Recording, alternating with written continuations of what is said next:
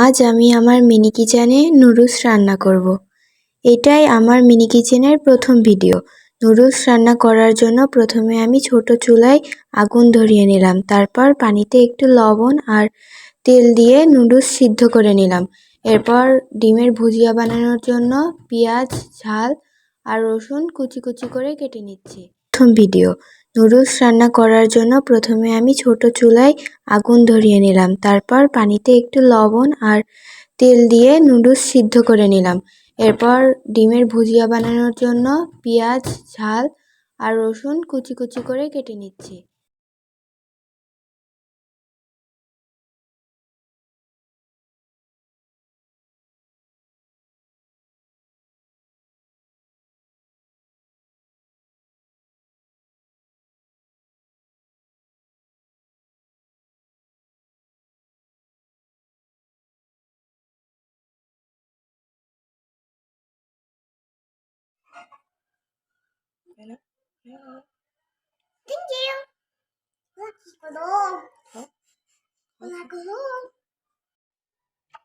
Tasty দেখো, tasty.